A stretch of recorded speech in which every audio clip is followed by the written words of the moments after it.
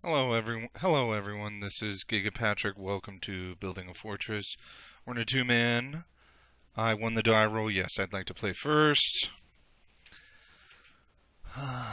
This hand seems pretty good, so I'm definitely going to keep. I suppose the question is,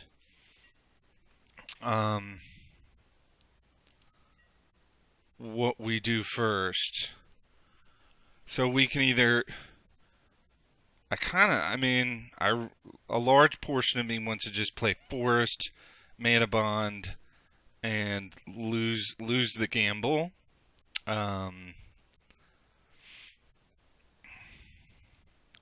Alternatively, I could gamble for something like Punishing Fire.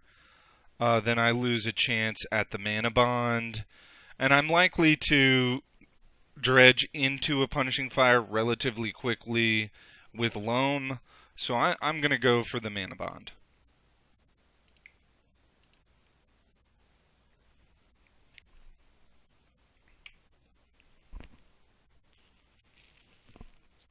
And yeah, he forces, which is completely understandable.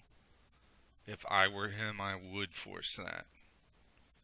What did he exile? Ponder. Wonder what he's on.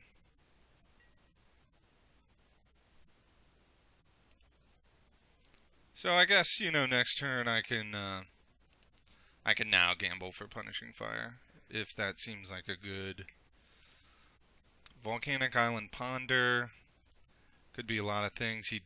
He exiled another Ponder. Not enough info to know whether it's like some kind of creature deck um, or a whether it's a creature deck or a combo deck. So there's a couple different options. I could gamble for Punishing Fire. I could gamble for another Mana Bond. I like that. But of course, then if he is a creature deck, alternatively, I could cast Loam for nothing to get Dredge going. I also like porting here. But I think I'm going to Loam for nothing. I mean, it's not. It doesn't feel great, but. I feel like that's probably the best play just to get Loam going. And now keep the gamble for Brainstorm. Keep the gamble for another Mana Bond, most likely.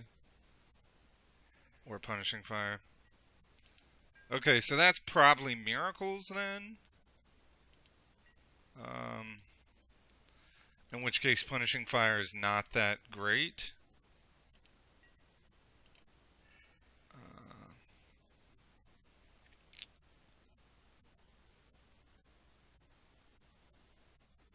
So I guess we'll loan back these two.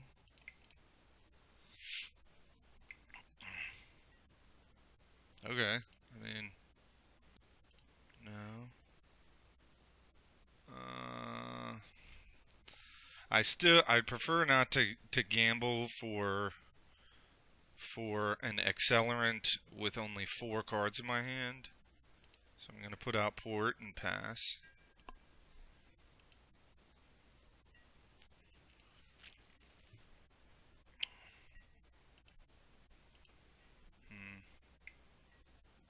Brainstorm.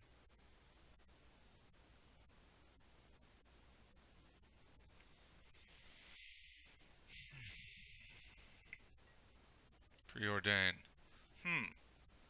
Preordain. I haven't seen Preordain in Miracles in forever. I mean, I think he's on Miracles.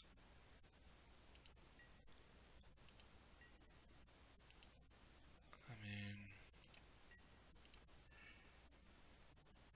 yeah, we're definitely gonna Cast all this.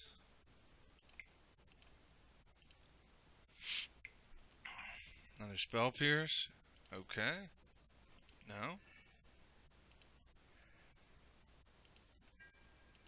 I mean,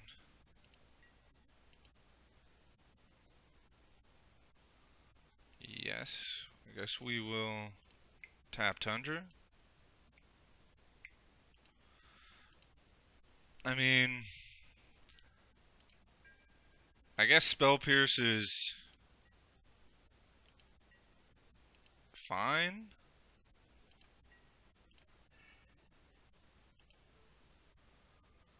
Fort, Heath. Wait. Heath, no. Port, Depths, Wasteland is what I think I am most interested in.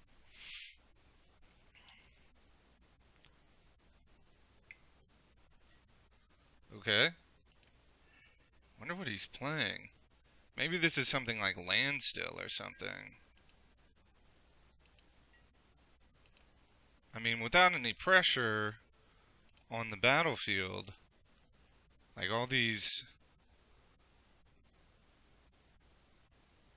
Oh, did I forgot to play a Grove of the Burn Willows. That was dumb. I hate it when I forget to do that. Okay. So, my guess is he's not actually on Miracles, and actually I think like a land still type deck is very possible here. Um, I love land still. I think it's such a sweet, neat deck. Um, it's tier one in Vintage, not tier one in Legacy, but it's definitely tier one in Vintage. Um, I think it's a pretty sweet freaking deck. Um, Typically against decks with white in it, I'm always going to take out both mana bonds just because rest in peace. I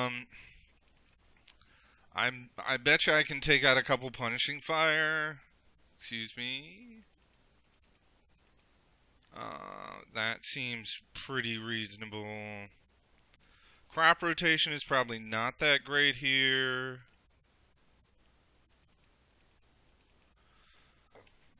So 3 choke, 3 K grip, losing 2 punishing fire, 2 crop rot, 2 mana bond.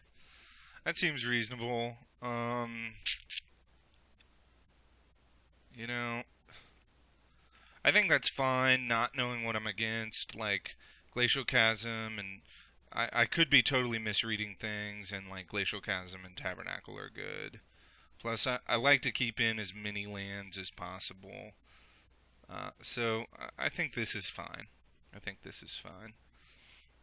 I mean, Trinisphere might be good. We're not exactly sure what we're up against, so I think this is fine. So he just didn't have anything. Yeah, I think I'll keep this. Seems pretty good. He's got a lot of counters, so basically I want to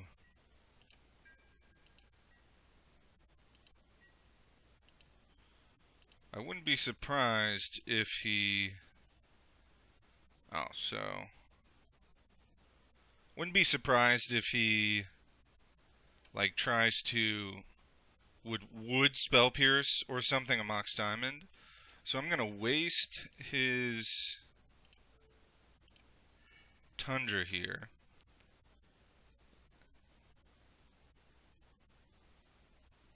Move past combat, play the Mox Diamond.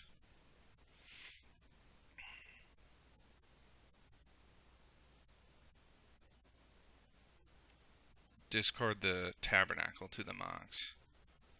Oh, he didn't add anything? Cast. Lose Tabernacle. I don't know that I want to gamble until after the choke. You know? So I'm like choke is so good that I think it is a good plan to hold off. Okay, so Richmond Port.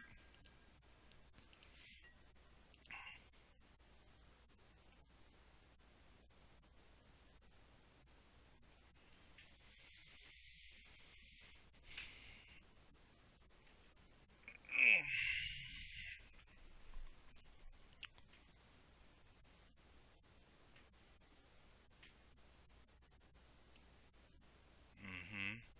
Jesper Meerfors, the guy who did like Demonic Hordes, a couple of other duels.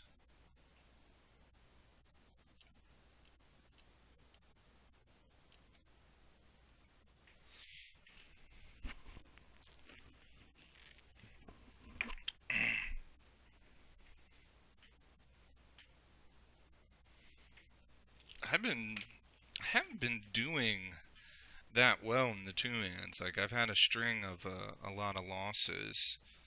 Um, Real heartbreaker against Death and Taxes, where I completely crushed him both games. Completely and utterly, I'm in control. Punishing Fire, Loam, Exploration, just totally mauling him to death. But he, as Death and Taxes does, kind of stalled me out with Swords to Plowshares and Flicker Wisp long enough that I ran out of time. Kind of sucked. Which makes me think that maybe while I think of Death and Taxes as a favorable match uh, during in paper, um, it may be a unfavorable match.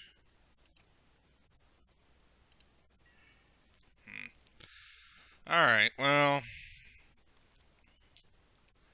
so it's. Wonder if I should. Wonder if I should gamble here. I think I probably should gamble here. Hope I don't discard choke. Um, Because it'd be nice to get life from the loam going.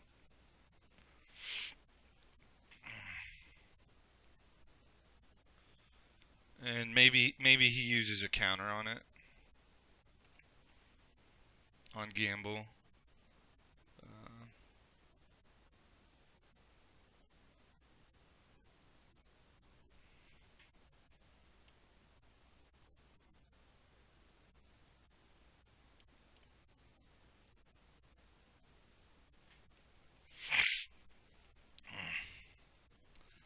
uh, Landstill probably does run Stifle actually. Um, that's what I'm putting him on. But he probably absolutely runs Stifle. In which case he probably should have.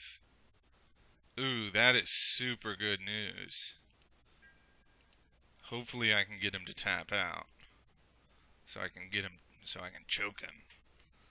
So I can choke him. Yeah.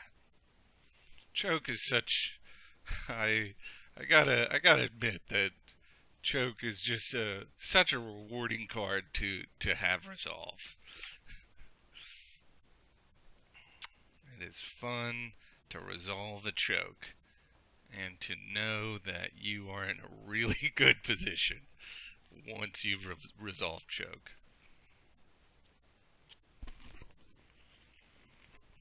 I'd really like to get him to tap out. Chances are he boarded out his bad counters. Like I consider like Spell Pierce and whatnot bad counters. So hopefully he boarded some of that out.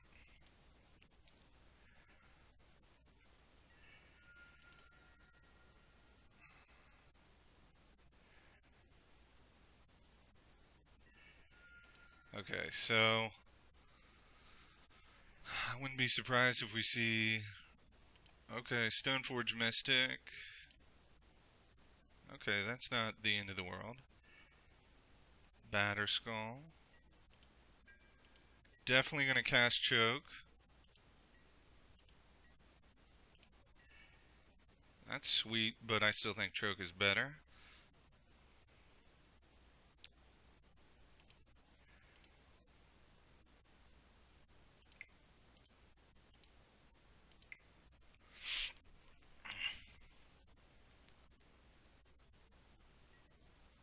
Okay. So we've got a Maze for the Batterskull and a Punishing Fire for...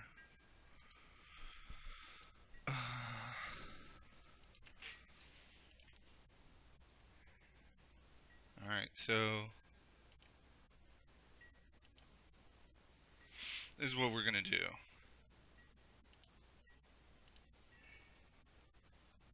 We're gonna Punishing Fire that. Let him Violin the Batterskull.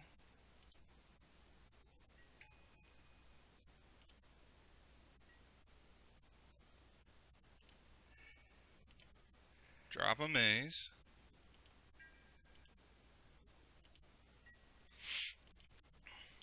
Port his planes. So not land still, just basic Stoneblade.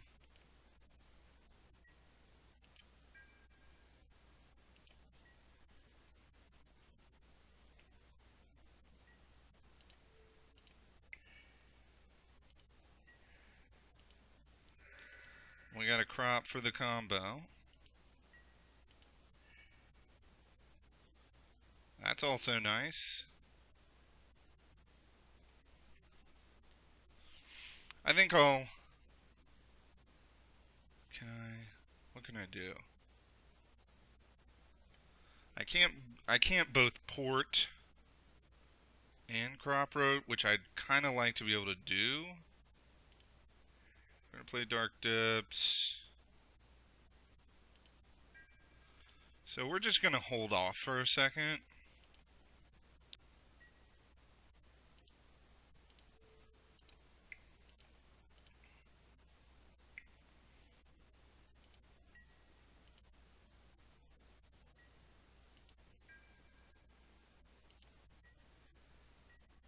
Alright, he's like, whatever.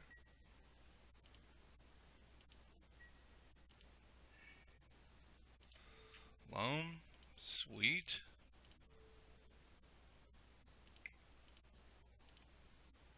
That was great.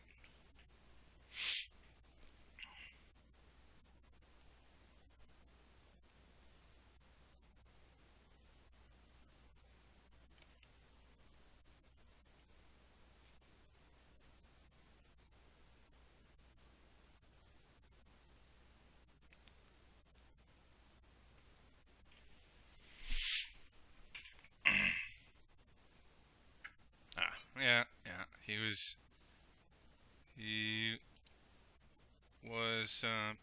he was pretty much toast. I've got some new product. Okay, sweet, sweet. Yeah, as you can see, I only have 165 play points right now. I went through a string of losses, down from like 245 play points. But you know, that's how it is. Sweet. That was the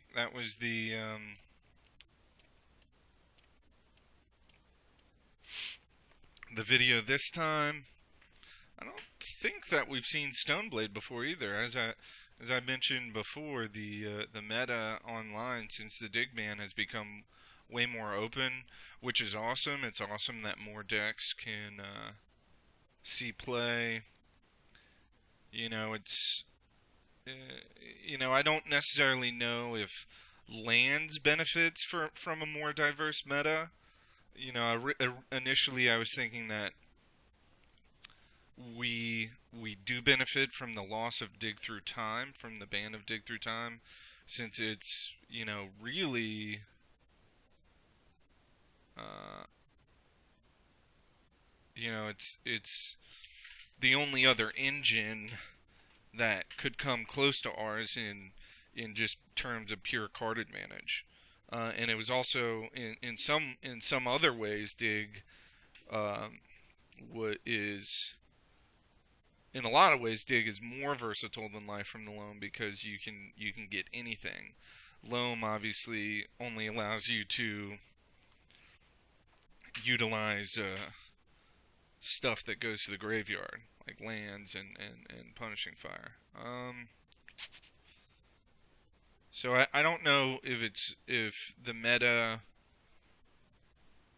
I don't know exactly, but uh, anyway, yeah, that is that's the video this time around.